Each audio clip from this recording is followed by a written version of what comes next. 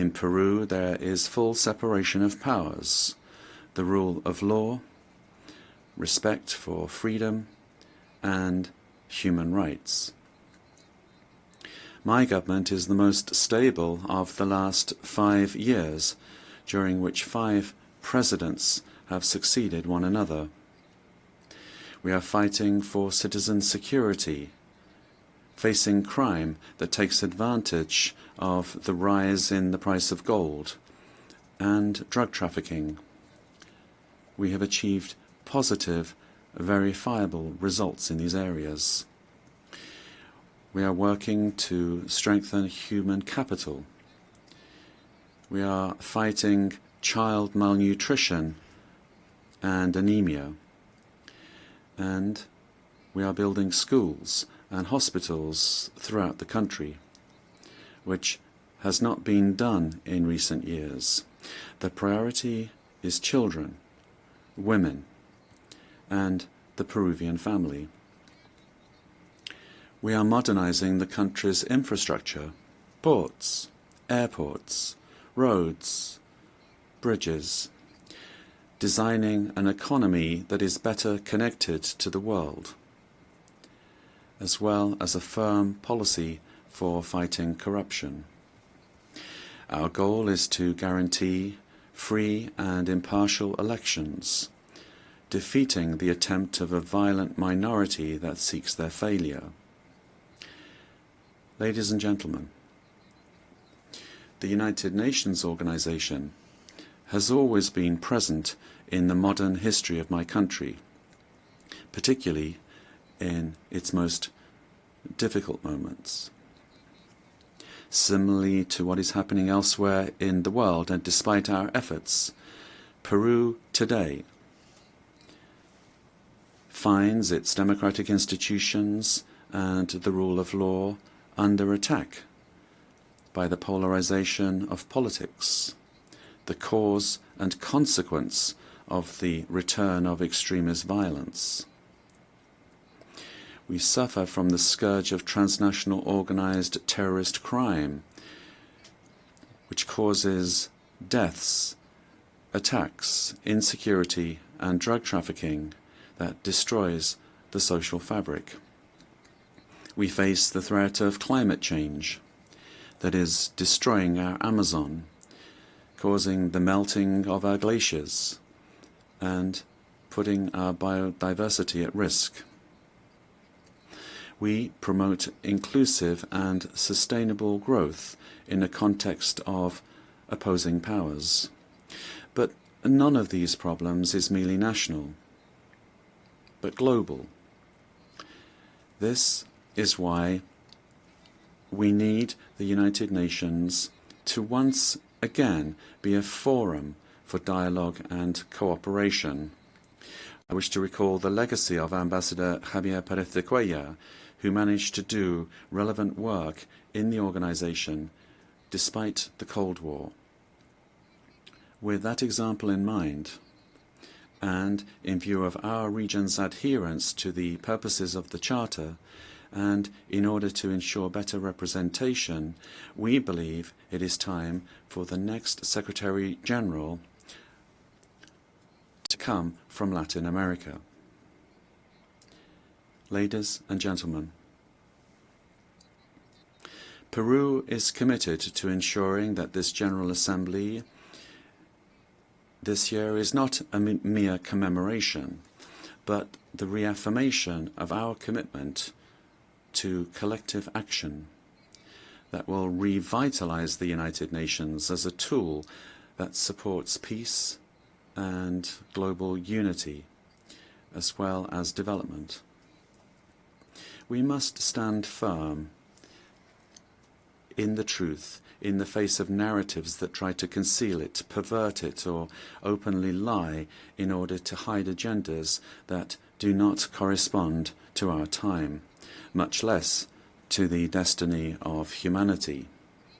For this reason, it is essential that we strengthen truth against narratives that are based on hatred, the lie repeated that seeks to impose itself and only leads to destruction.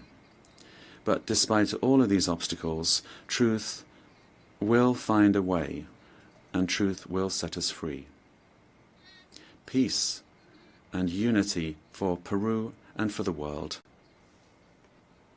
for all those on the planet. Ama Yuyacuspa, buscando el desarrollo de nuestro. Let us seek the development of our peoples, presidents of the world. Together, let us work together without hating one another. Let us work for the development of our peoples. Yes to life, no to violence, and no to war. Thank you very much.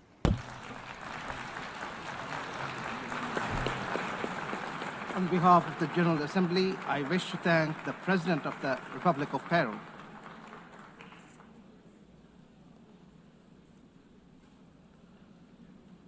The Assembly will hear an address by His Majesty King Abdullah II Ibn al-Hussein, King of the Hashemite Kingdom of Jordan. I request protocol to escort His Majesty and invite him to address the Assembly.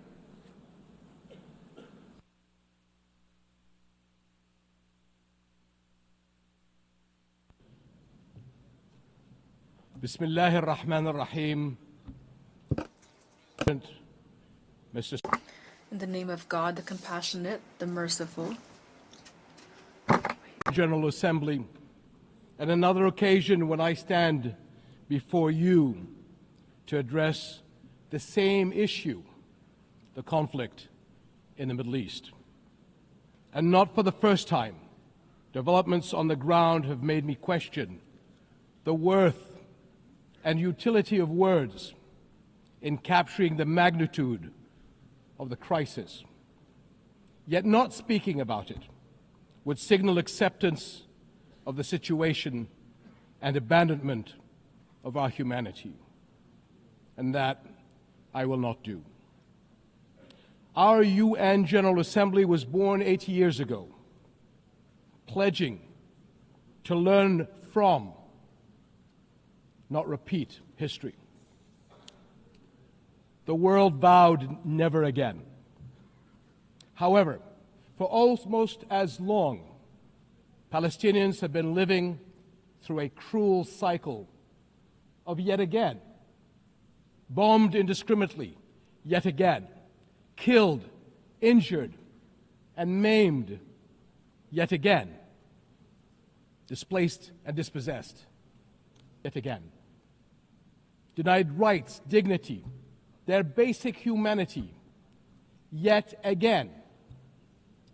So I must ask, how long?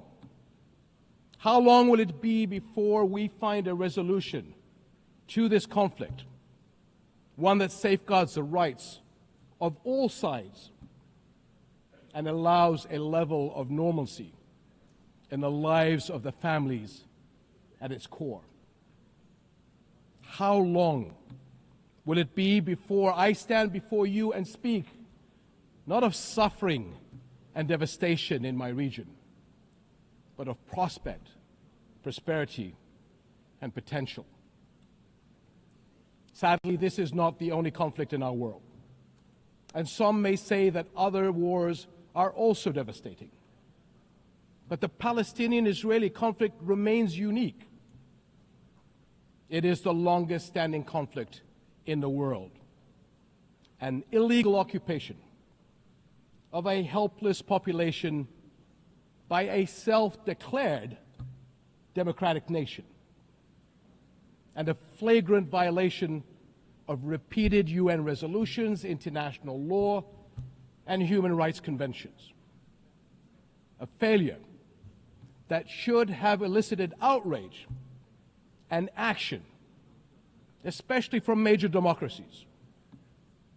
Instead, it has been met with decades of inertia.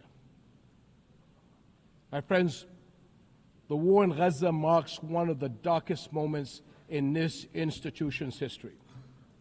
But although it is today's horror, the injustice stretches back decades. The Palestinian-Israeli conflict has been on the UN agenda throughout its 8 decades of existence. How long will we be satisfied with condemnation after condemnation without concrete action? When it comes to the Palestinian-Israeli conflict, it seems that what unfolds in the halls of power is theory. The struggles and suffering on the ground is reality. For decades, we have seen several attempts to achieve a solution by interim agreements and temporary stopgaps, none that delivered on the endgame. In fact, many would argue these processes served as a distraction as Israel grabbed more land, expanded illegal settlements, demolished homes, and displaced entire neighborhoods. Muslim and Christian holy sites in Jerusalem have been vandalized and desecrated by those under government protection. And throughout all these years, Israeli families, too, have not been able to live in true security because military action cannot bring the safety they need. Nowhere is that more evident than in Gaza. More than 60,000 Palestinians killed, 50,000 children injured or killed, miles of burnt-out rubble, neighborhoods, hospitals, schools, farms, even mosques and churches in ruins, widespread starvation. And what we are seeing is only a glimpse, because never in our modern history has the lenses of international media been obstructed like this from capturing the reality on the ground. Almost 2 years in, and the cruelty of this military campaign continues unabated. Furthermore, the current Israeli government's provocative calls for a so-called Greater Israel can only be realized through the blatant violation of the sovereignty and territorial integrity of its neighbors. And there is nothing great about that. I can't help but wonder if a similar outrageous call were made by an Arab leader, would it be met with the same global apathy?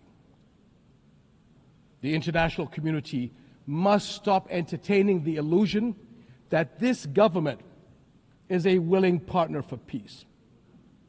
Far from it. Its actions on the ground are dismantling the very foundations on which peace could stand, and intentionally burying the very idea of a Palestinian state. It has shown how little it respects the sovereignty of other countries, as we have seen in flagrant violations in Lebanon, Iran, Syria, Tunisia, and most recently, Qatar. And its hostile rhetoric calling for the targeting of Al-Aqsa Mosque will incite a religious war that would reach far beyond the region and lead to an all-out clash that no nation would be able to escape. How long before we hold all nations to the same standards? How long before we recognize the Palestinians as people who aspire to the same things you and I do, and we act on that recognition? How long before we recognize that statehood is not something Palestinians need to earn? It is not a reward. It is an indisputable right.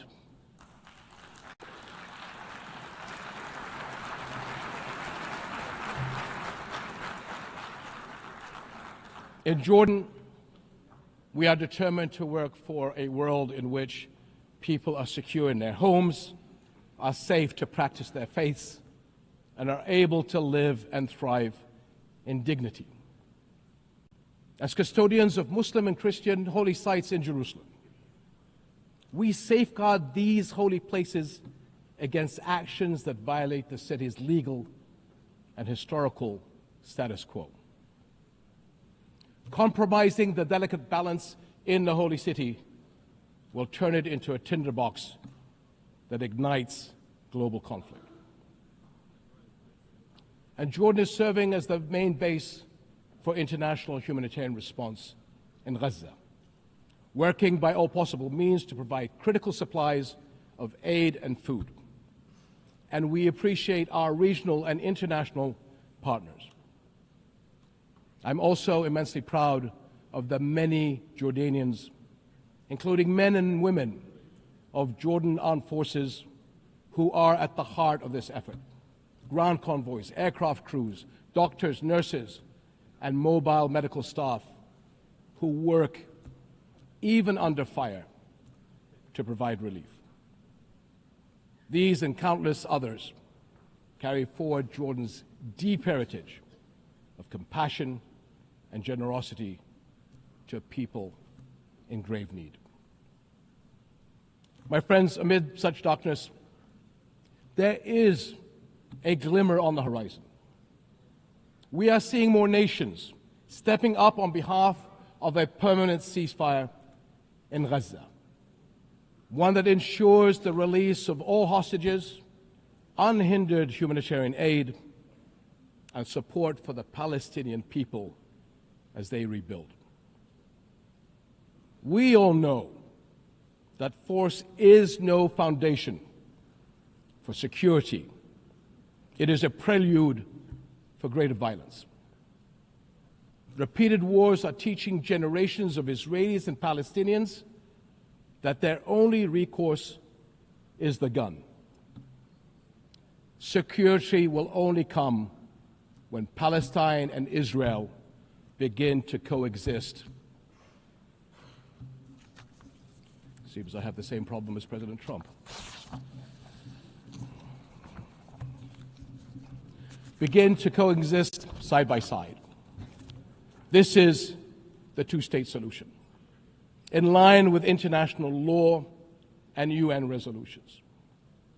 An independent and viable Palestinian state with East Jerusalem as its capital, alongside a secure Israel living in peace with its neighbors. For almost a quarter of a century, this has been the promise of the Arab Peace Initiative, in which Arab and Muslim partners around the globe extended their hand. My friends, for the past 2 years, we have finally seen the world's conscience stirring in the courage of ordinary people from every walk of life and every corner of the globe, raising their voices as one and declaring, it has been too long.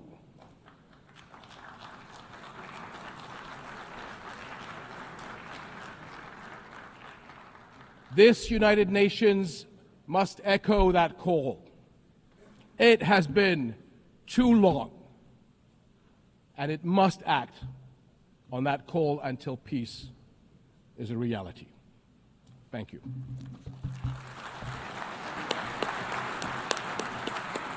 On behalf of the Assembly, I wish to thank the King of the Hashemite Kingdom of Jordan. The Assembly will hear an address by His Excellency Lee Jae-myung, President of the Republic of Korea. I request protocol to escort His Excellency and invite him to address the Assembly.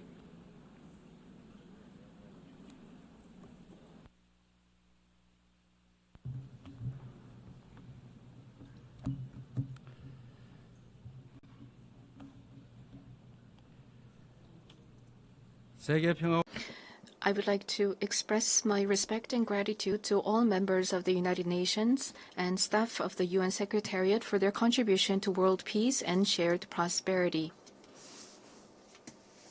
I extend my sincere congratulations to Her Excellency Annalena Baerbock on assuming the presidency of the 80th session of the UN General Assembly. I also pay tribute to Secretary General Antonio Guterres for his unwavering dedication and hard work. I hope the 80th session of the UN General Assembly will achieve even more meaningful results under their outstanding leadership. Madam President, Mr. Secretary, and distinguished delegates, this year is a meaningful year marking the 80th anniversary of the founding of the United Nations. The past 80 years of the UN have been a valuable journey of protecting the dignity and values of humanity and at seeking a path forward for future generations. If someone asks what the UN has achieved, I would confidently reply, look at the 80-year history of the Republic of Korea. It is no exaggeration to say that the Republic of Korea's history, dotted with challenges and responses, is the history of the United Nations, which has constantly confronted enormous challenges facing humanity. Liberated from colonial rule the very year that the United Nations was founded, the Republic of Korea emerged from the scars of division and ashes of war through UN assistance, maintaining national identity while achieving industrialization and blooming into a democracy. Therefore, the Republic of Korea in itself is a country that has proven the value of the UN's existence. Whenever the Republic of Korea revived the hopes of lives as precious as the weight of the universe amidst horrific wars and disasters, the UN flag fluttered at the center of that intense solidarity. The United Nations has strived to provide equal rights and opportunities to everyone without discrimination, and has provided education and vaccines to make children's lives blossom. The small country in the East, which rose with the support of the UN and the international community, has become a proud UN member that is drawing the world's attention. It is raising its role and responsibility as a member of the international community more rapidly than any other country. There were times when democracy and peace were in crisis, but each time the Republic of Korea rose with indomitable strength. Even a safe coup could not break the people of the Republic of Korea's strong will, desiring democracy and peace. The revolution of like that of the entire world. I need you to take my hand and guide me away from all this, away to where the light shines through, to where the flowers bloom. As the novelist Han Gang, laureate of the Nobel Prize in Literature, wrote, the Republic of Korea will be a milestone of light for all those who join the journey toward democracy. Today, at the UN General Assembly, where world peace and humanity's shared prosperity is discussed, I proudly announce that a new Republic of Korea, which will be a beacon of light for global citizens, has completely returned to the international community. Thank you. The Republic of Korea, which has grown thanks to the support and assistance of the UN, will not hesitate to take on the role of a leading nation, generously sharing its experience and history of restoring democracy. Despite ceaseless efforts from all corners of the world, the international community's determination and aspiration to maintain international peace and security 80 years ago still remains an unfinished task for everyone. 280 million people are still in a state of extreme hunger. Armed conflicts around the world, including in Ukraine and the Middle East, as well as the climate crisis, which has already become a real problem, threaten the survival of humanity. The answer lies in the wisdom of the pioneers who founded the United Nations, as well as the path that the people of the Republic of Korea demonstrated. There is only one way: more democracy.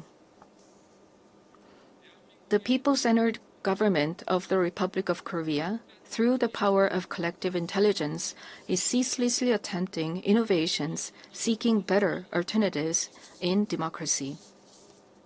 The way to solve common challenges facing the international community is no different. When all the countries experiencing the same problems gather here at the United Nations and continue multilateral cooperation, putting their heads together, we will all be able to move toward a bright future of peace and prosperity.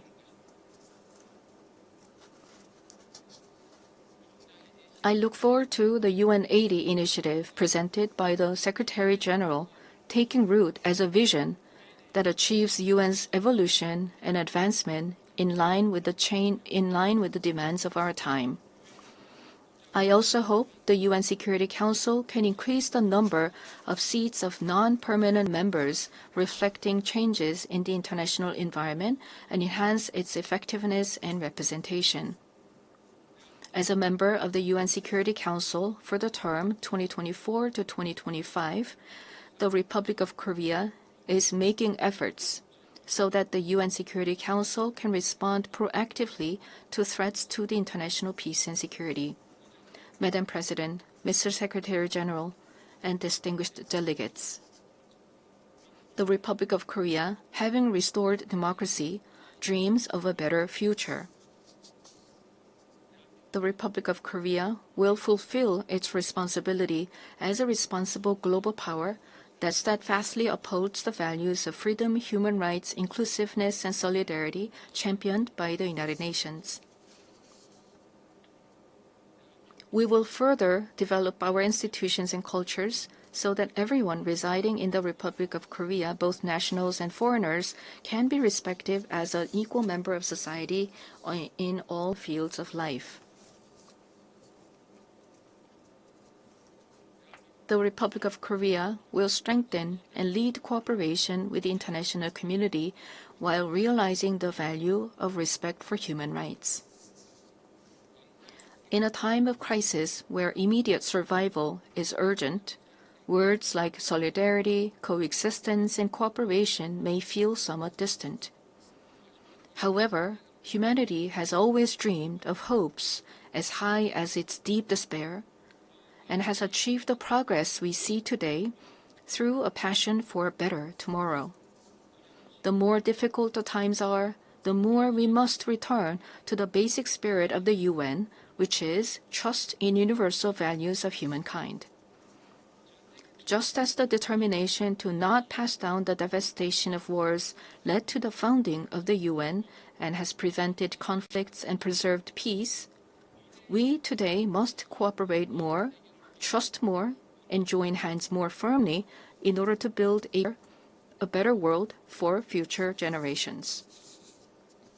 Democratic Korea will lead the way in multilateral cooperation toward a sustainable future. Peace is a value that is more important than anything else. In the Republic of Korea, as well as elsewhere in the world, peace is the basic foundation for democracy and economic development. The disputes and conflicts we are currently facing vividly show how easily the ideals of human dignity and sustainable development can crumble without peace. Today, the Republic of Korea is fulfilling its responsibility as a key contributor. Intelligence technology is critical to security capabilities, and cyber attacks threaten national security. We must confront not only visible enemies, but also invisible enemies. If we passively let ourselves be dragged along by the changes of the AI era, we will meet a dystopia of deepening polarization and inequality, unable to shake off the dark shadows of human rights abuses caused by the misuse of technology. However, if we proactively respond to these changes, we can use the high productivity as a driving force to build a foundation for innovation and prosperity, and create a useful base for strengthening direct democracy. I hope the open debate that I will preside over as UN Security Council President tomorrow will significantly contribute to the international community's efforts to promote the responsible use of AI. Furthermore, we intend to share our vision for the future of AI through the APEC AI initiative at the APEC Economic Leaders Meeting, which will be held in Gyeongju, Korea next month. We will strive to ensure that the vision of AI for all, where advances in cutting-edge technology contribute to the universal values of humanity, becomes a new normal for the international community. AI-driven technological innovations will be an important new tool for solving global challenges like the climate crisis. Over the past 80 years, the United Nations has paved the way for sustainable development and spearheaded efforts to address climate crisis threatening the survival of humanity. Nations around the world must respond to these efforts. The Republic of Korea is pursuing a great energy transition, leveraging science and technology and digital innovation to increase energy efficiency and expand the share of renewable energy. We will submit a responsible, nationally determined contribution within this year, joining the united will of the international community. At the 4th UN Ocean Conference that will be co-hosted by the Republic of Korea and Chile in 2028, we will also work to build substantive solidarity for the sustainable development of oceans. Such efforts by the Republic of Korea to actively address global challenges are based on a firm commitment to fulfilling humanity's shared promise of sustainable development. Since the United Nations established the Sustainable Development Goals 10 years ago, the international community has made much progress in eradicating poverty and reducing inequality. However, the demand for development financing is continuously increasing, and the most vulnerable are still suffering. Let us squarely face this grave reality and create new momentum for change. We must move toward structurally reforming global development governance while enhancing the quality of financial resources. I trust that we will pull together in order to bring about more cases like the Republic of Korea growing and developing from an aid recipient country to an aid donor country. This year marks the 80th anniversary of the founding of the United Nations, as well as the 80th anniversary of the division of the Korean Peninsula. New challenges, as well as unresolved tasks, await us. Democratic Korea will begin a new journey toward peaceful coexistence and shared growth on the Korean Peninsula. The first step will be to restore broken inter-Korean trust and shift to a stance of mutual respect. The government of the Republic of Korea clearly reaffirms that it respects the North's current system, that it will not pursue any form of unification by absorption, and that it has no intention of engaging in hostile acts.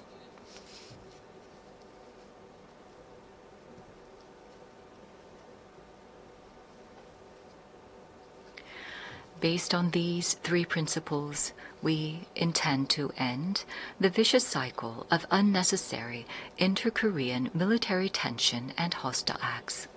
That is a reason why we have proactively taken measures, including halting the launch of leaflets and suspending broadcasts toward the North.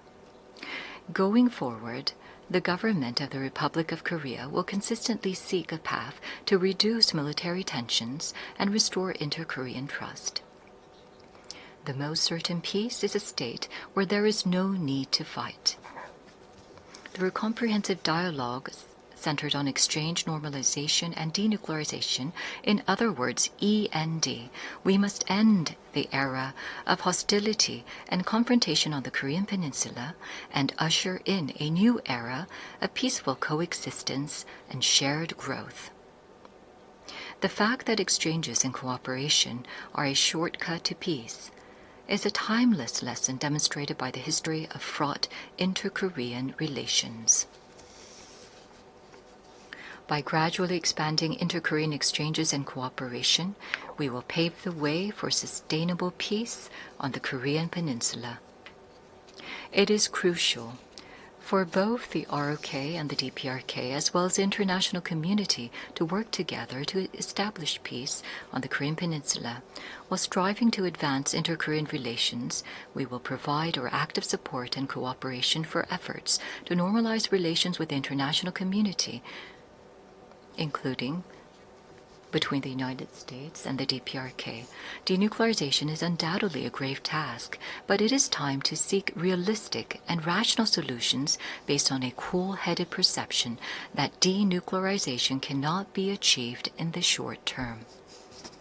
The international community must gather its wisdom in a pragmatic and phased solution, beginning with a stop in the sophistication of nuclear and missile capabilities, going through a reduction process, and reaching dismantlement. Realizing lasting peace on the Korean Peninsula would present new hope and possibility to humanity suffering from conflict. The Republic of Korea will end the Cold War on the Korean Peninsula through the END initiative and fulfill its responsibility and role to contribute to world peace and prosperity. A future where people from different nations cooperate and overcome global challenges together may sound like a rosy, dream-like vision. However, this is by no means an impossible dream. Peace is not merely the absence of armed conflict, but the realization of a community where differences are respected and people coexist. As long as respect and aspiration for diversity is inside us, we can always unite and embrace one another. K-culture is connecting people all over the world beyond borders, language, and cultural differences. The success and spread of K-culture prove that universal empathy is possible, transcending differences in all backgrounds. Gathering the energy of solidarity, coexistence, and consideration, the Republic of Korea, having ushered in a new diplomatic republic, is ready to move toward a sustainable future and a new page in human history. Though a difficult journey is expected, humanity has been able to grow and come this far by not giving up on challenges, even in the face of adversity. As the people of the Republic of Korea raised colorful cheering sticks in the face of a crisis in democracy, I call on the international community and the United Nations to lift the lantern of hope that will light the future of humanity. The Republic of Korea will boldly lead the way toward a new era of peaceful coexistence and shared growth on the Korean Peninsula, toward a better future together. Thank you very much for your attention. On behalf of the Assembly, I wish to thank the President of the Republic of Korea.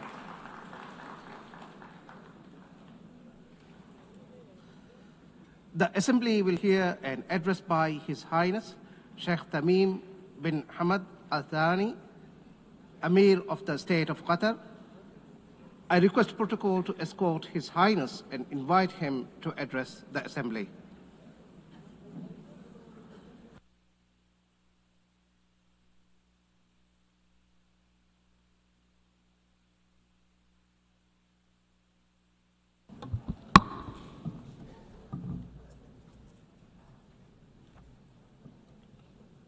بسم الله الرحمن الرحيم. In the name of God, most compassionate, most merciful, Your Excellency, President of the General Assembly, Your Excellency, Mr. Secretary General, may the peace of God be upon you. The United Nations has been established 8 decades ago on the basis of principles that humanity has reached after 2 world wars. These rules are based on the maintenance of international peace and security and the respect for human dignity and state sovereignty and a non-interference in internal affairs, and to cooperate for the benefit of our peoples. This means if we allow violations to continue, it means allowing the rule of the jungle, where perpetrators and violators enjoy benefits just because they can. This is the political realism that we are facing, that has been reduced to the ability to impose a status quo. This is a crisis. Such conduct finds that violators consider that tolerating them is a weakness.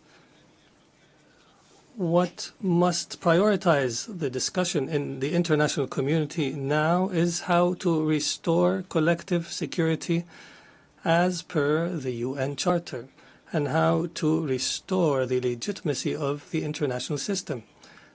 Your Excellencies, as you know, Doha on the 9th of September has suffered a treacherous attack that targeted the negotiating delegation of Hamas in a residential neighborhood that includes schools and diplomatic missions.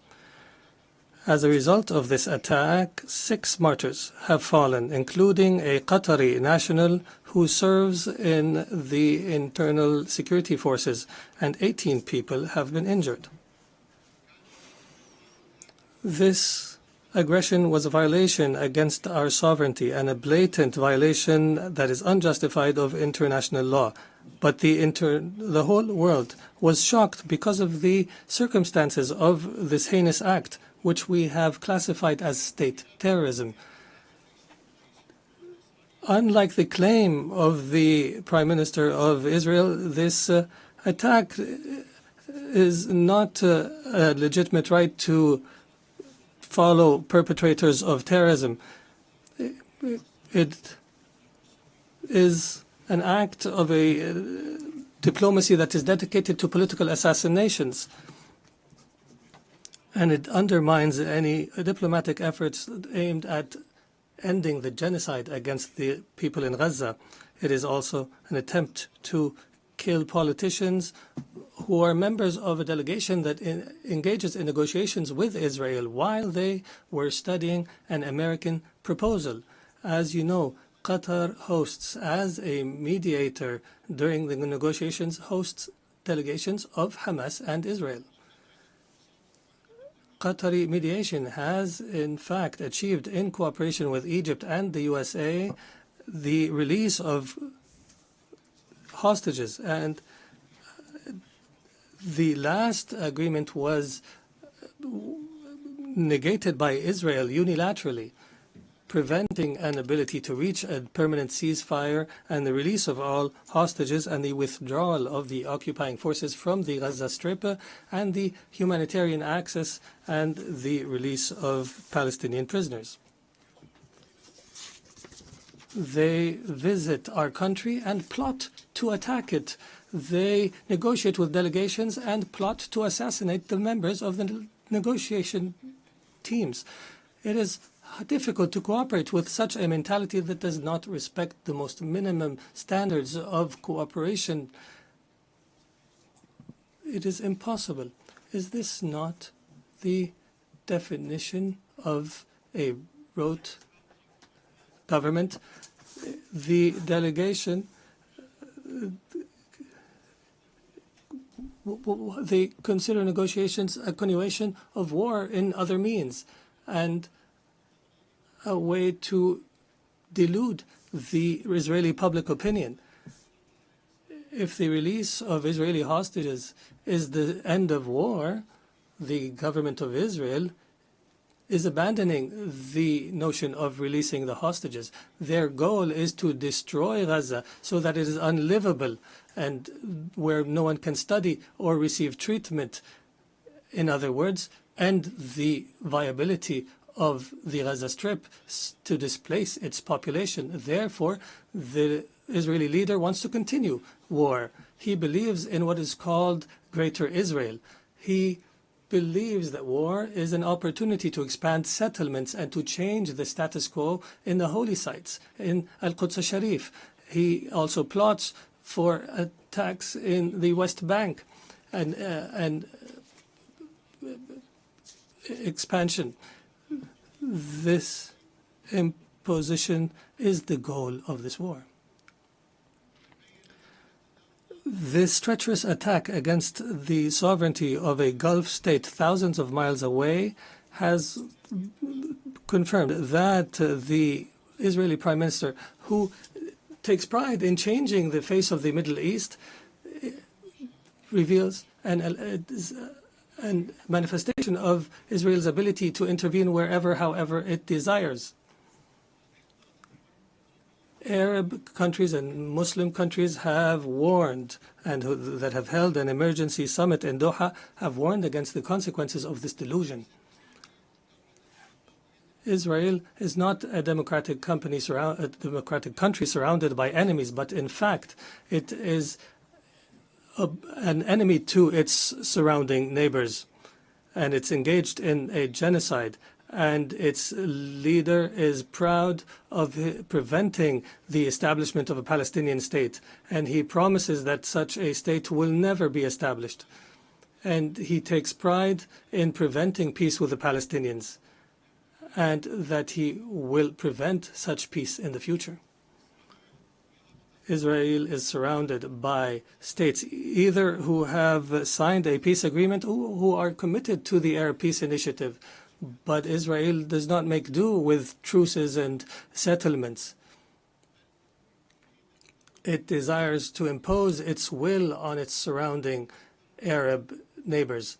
And everyone who believes so is, and everyone who opposes its will is either anti-Semitic or a terrorist. Even Israel's allies realize this fact and reject it. And here we are today, where we witness an international solidarity movement that is similar to the international movement against apartheid last century. And I would be remiss not to express my appreciation with the solidarity we have received in Qatar after the attack, including the statement by the Security Council that has condemned the attack. Distinguished Excellencies, Qatar will remain true to its history and legacy, opposing the crimes that take place. We believe in the ability of reconciling interests with security.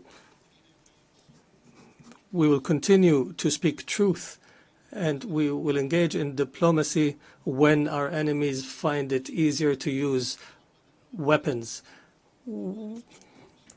We have engaged to mediate an end to the war and allow for humanitarian access and release hostages, and we have faced disinformation campaigns. However, these campaigns will not deter us. We will continue our efforts in cooperation and partnership with Egypt and the United States of America.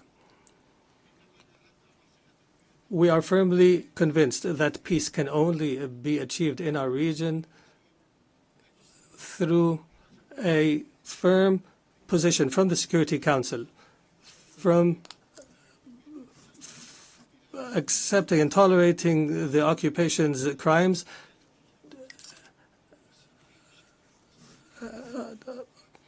until allowing to the Palestinian people to enjoy their right to self-determination and establish their state with East Jerusalem as its capital on the borders of 1967 as per UN resolutions and the two-state solution that has been the consensus of the international community.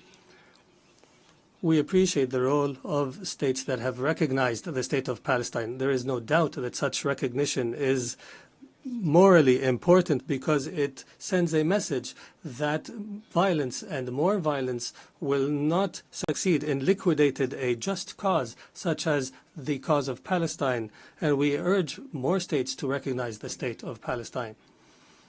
We believe that instability knows no border and that humanity's destiny is intertwined. Therefore, Qatar has continued its diplomatic efforts to contribute to the settlement of other crises, such as in Ukraine and wars in Africa. And our persistence have continued with partners in Africa in order to draft peace agreements. Most importantly was the signing of a declaration of principles in Doha between the DRC and the Congo River Alliance in March. Our efforts support the leadership of the U.S. to achieve a peace agreement in the east of the country, and Qatar will continue to engage as an international partner in order to achieve the peaceful settlement of conflicts and to seize opportunities to establish global peace. Your Excellencies, some states in our region still suffer the lack of security and stability. However, there is hope through some positive developments. In our dear Syria, since the end of last year, is going through a new phase that we hope will be a path towards achieving the aspirations of the Syrian people towards stability, development, and the rule of law after the end of a dark phase of the country's history. Egypt has stood by the Syrian people throughout the previous years. I recalled and urged to support Syria from this podium, even when it seemed to fall off the international agenda. The international community is called upon to assist Syria now in order to succeed through the transition phase after decades of suffering. Our experience in other Arab countries has taught us that building state institutions and establishing relations between a state and others is based on equality, and internal stability on the basis of respect for diversity are paramount issues at this stage. Qatar will not spare an effort to provide the Israel that is as though all areas south of Damascus are areas of Israeli influence.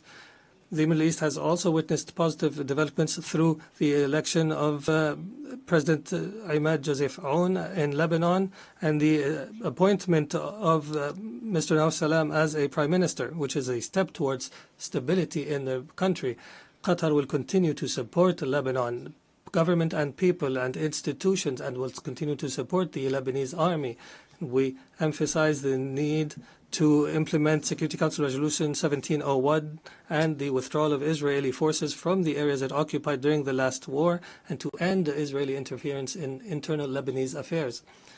For Sudan, the people in Sudan continue to suffer an unprecedented humanitarian crisis because of the continued violence. We call once again on all parties to prioritize the national interest and to engage in a comprehensive dialogue that leads to a permanent peace and that preserves the unity of Sudan and its territorial integrity and independence and that achieves development and stability.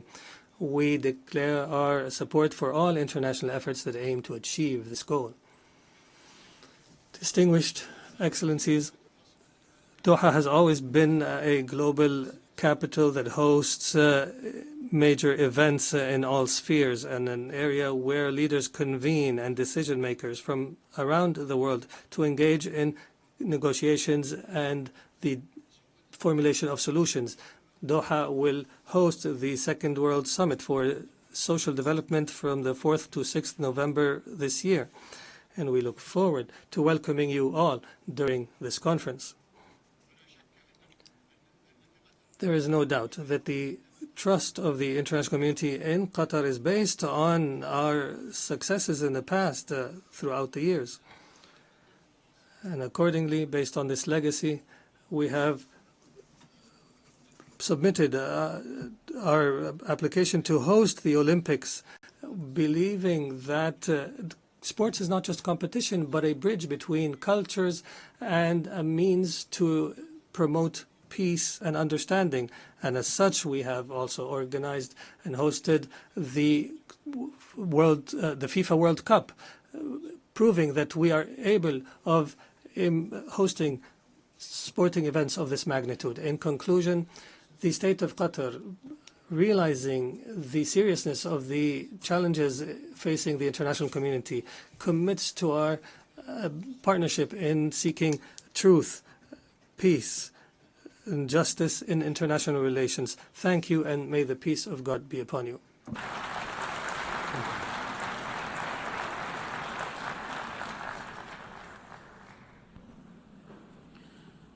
On behalf of the Assembly, I wish to thank the Emir of the State of Qatar.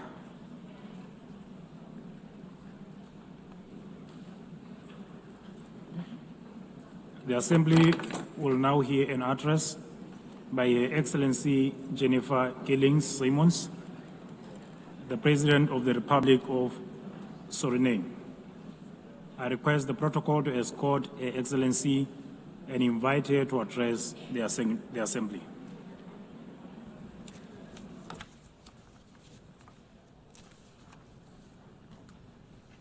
Good morning.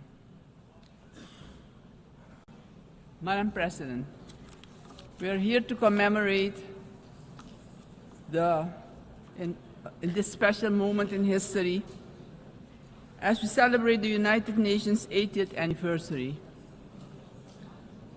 And this 80th anniversary of the General Assembly coincides with the 50th anniversary of the independence of the Republic of Suriname and our membership of this organization.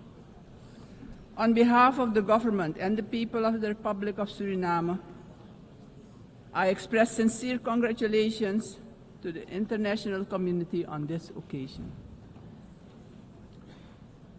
It is clear that a journey that spans over 80 years cannot be and has not been without challenges.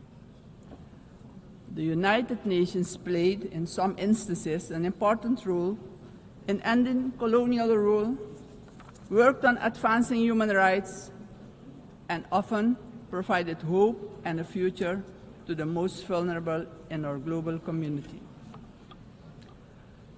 This is also the organization that provided a voice to the global community and worked to establish a balanced world order aimed at adopting a framework for sustainable development agenda and contribute significantly to advancing human rights, more specifically the rights of women and children. The organization promoted education for all and universal access to health care. In some instances, the peaceful resolution of conflicts was achieved, preventing misery and saving human lives. Madam President, on the other hand, we must admit that the UN, at other times, regrettably has been unsuccessful in avoiding conflicts, wars, and violations of human rights. In regions, for instance, in the Middle East, we have witnessed unspeakable terror at the hands of terrorist organizations. The UN was not able to prevent that.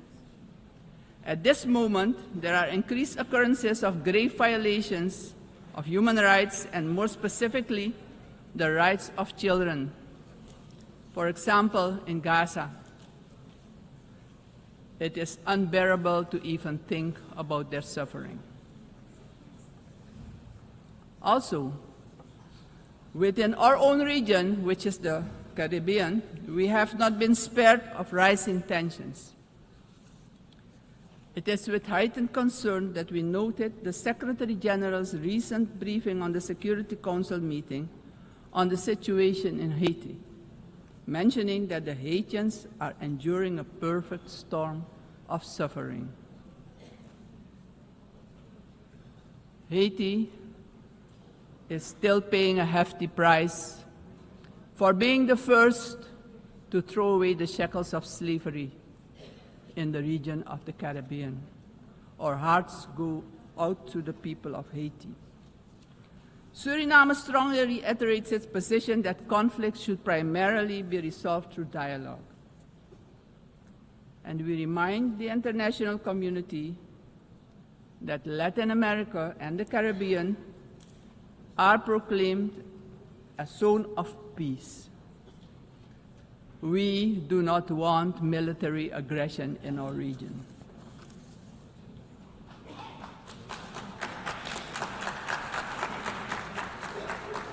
Madam President,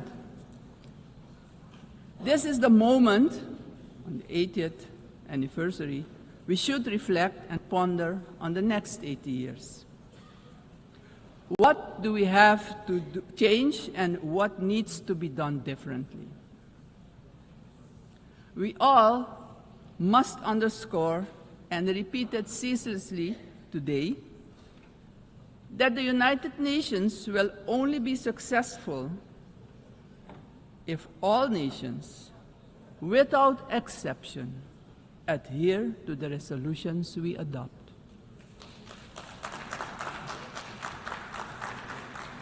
We can only keep the peace if we stop allowing that the votes of all the countries in the world can be nullified by one veto. Today, partially because of the work done by our organization, some poor countries have developed substantially, economically and otherwise. They have become powers who can't be ignored any longer. We have to remind ourselves that the world in which the United Nations was established 80 years ago does no longer exist. The task ahead, therefore, is that we, in the first place, renew our vows, recommit to the principles and objectives of the Charter of our organization, and recognize all the voices in the world, because people from all regions should have opportunities for a dignified life. Furthermore, the UN should adjust to the world we currently live in. This means, for example, the Security Council should expand to include all nations who exert major influence in the world. Exclusion of these players will only increase the risk of conflict and obstruct the beneficial cooperation necessary for humanity to develop and prosper. It is of great importance that all economically and otherwise strong nations and countries maintain a healthy competition that promotes the scientific advancement we need for sustainable development. On the other hand, these countries need to work together to guarantee global peace, so crucial for the existence and growth of the developing states and for their own countries. In this context, Suriname endorses the inclusion of, amongst others, Brazil, India, and the representation of the African continent for equal membership of the Council. Equally, we support the Hare composition for a non-permanent rotating seat for the small island developing states and low-lying coastal countries. I would also like to remind the member states that my country, Suriname, has presented its candidacy as a non-permanent member of the Council for the period 2043 to 2044. Madam President, the United Nations must be a genuine unity of nations. If our organization, moving forward, wants to play a crucial role in creating a prosperous future for humanity, we have no choice than to genuinely unite, all of us. Suriname stands firmly for global peace, for the rule of law, and for the equal value of every human life. Considering this, Suriname once again calls for the lifting of the long-standing, unjust embargo against Cuba, bringing misery to its people. Madam President, Suriname is a country with people of indigenous, Maroon, Javanese, Hindustani, Creole, African, Chinese, and European descent. We all live together in a mosaic of cultures and faiths. The persons from Surinamese origin living abroad are part of this mosaic of our population and can contribute to the socio-economic development of the nation. We consider this diversity a great asset. Actually, Suriname does not have diversity. Suriname is diversity, and we keep working together to protect and grow our national unity for our own well-being and as an example of harmony in this often divided world. My country also carries immense natural wealth, and it is our vision to create an economy that is resilient, sustainable, and inclusive.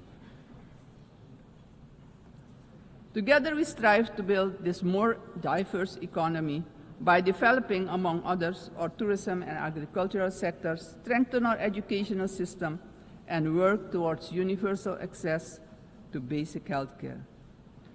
Suriname has a vast tourism potential. With its green and lustrous hinterland, many waterfalls, rapids, and great rivers for relaxation, as well as for unforgettable adventures, if you're inclined to that. Rich biodiversity, cultural treasures, and the UNESCO-acknowledged historical city of Paramaribo. Through cooperation in the agriculture sector with our neighbors, we aim at improving food security within Suriname and the Caribbean community.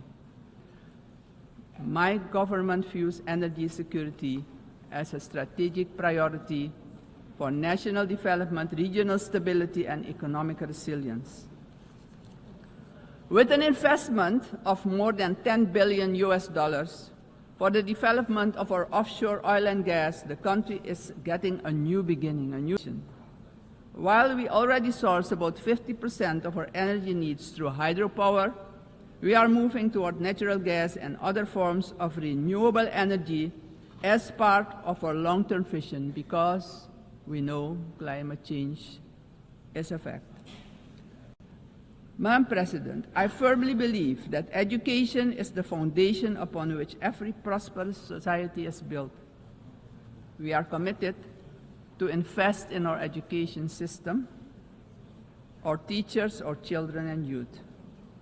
The future of any country depends on the talent and skills of its people. My country reaffirms strongly its commitment to upholding the rights of indigenous and tribal communities, ensuring that their livelihoods, tradition, knowledge systems are respected and preserved, and the acknowledgement of their collective land rights.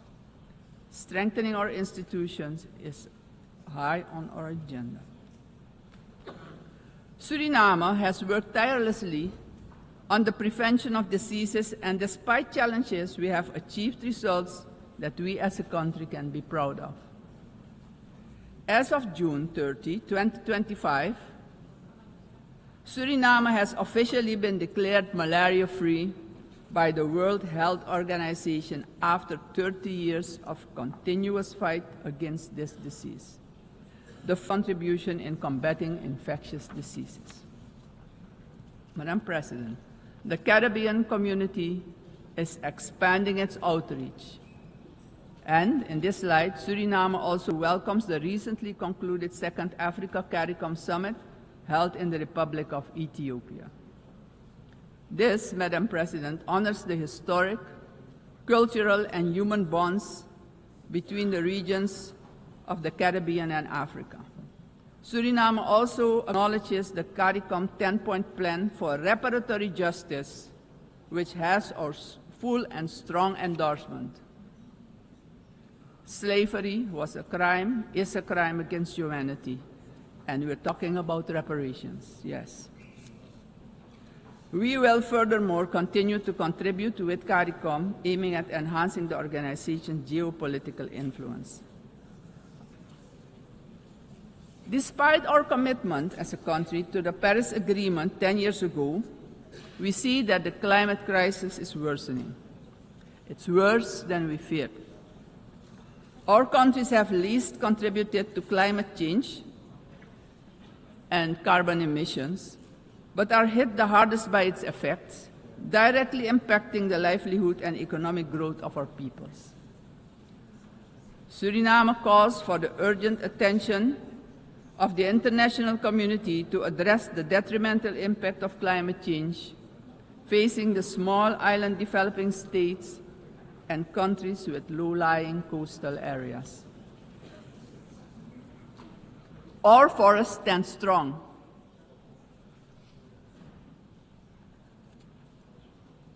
More than 90% of our land is covered by rainforest. And this makes us the most forested country in the world. Your eyes have never seen so much green. Suriname is one of the 3 carbon-negative countries on Earth. Since 1992, our forest has absorbed nearly 290 million tons of carbon, and each year we capture more than we emit, and we want to keep it that way. The protection and conservation of our forest has been a priority. It doesn't stand by default, but by design. We have been logging sustainably for decades, and did so with the Sustainable Tropical Rainforest Management System developed in Suriname, an ecological approach to forestry. Also, the indigenous and tribal communities protect the forest by their continued stewardship. We are proud of the way we did it, but pride alone does not pay the bills and does not develop the indigenous and tribal communities.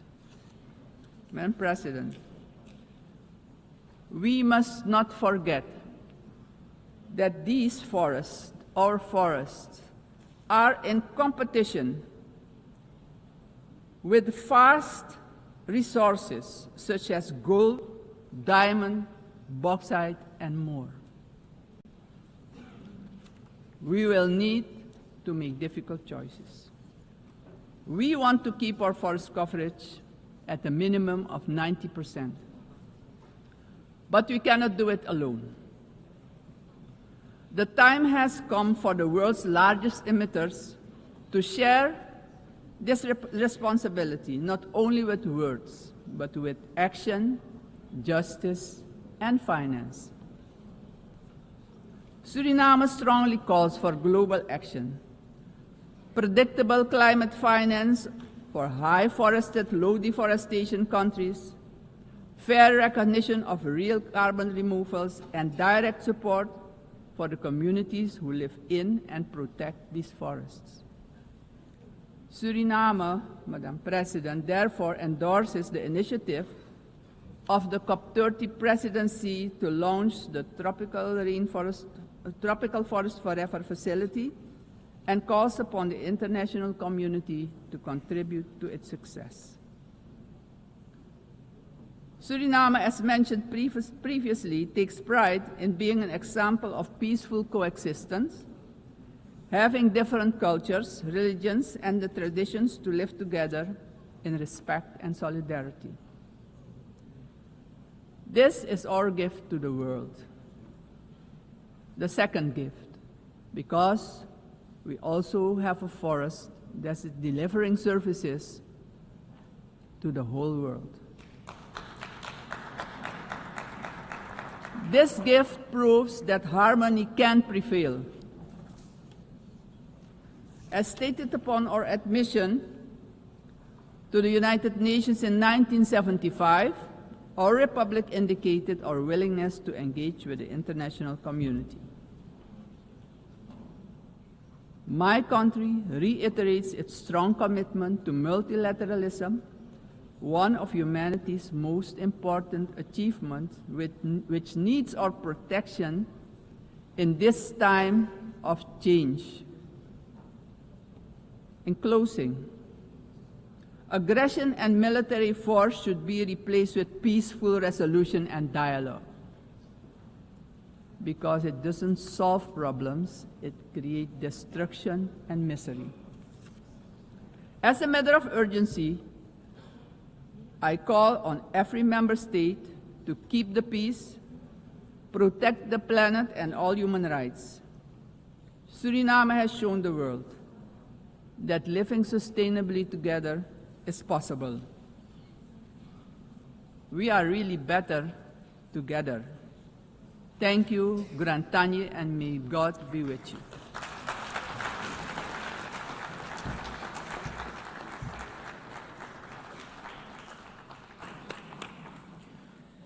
On behalf of the Assembly, I wish to thank the President of the Republic of Suriname. The Assembly will hear an address by His Excellency Katinas Nauseta, President of the Republic of Lithuania. I request protocol to escort His Excellency and invite him to address the Assembly.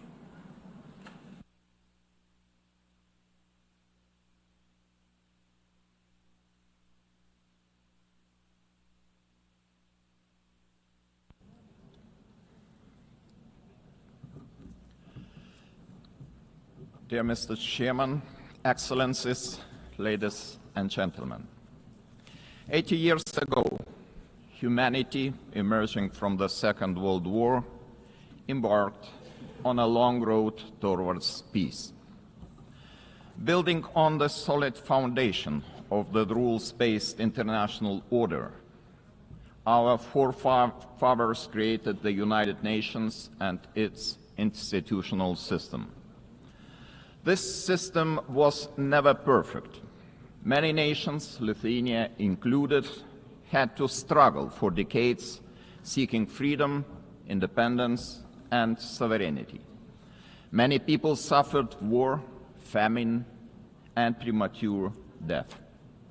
And yet, it was the best international order that we have ever. The United Nations system embodied the great hope that nourishes the human soul and guides our actions for the universal good. Together we succeeded in condemning war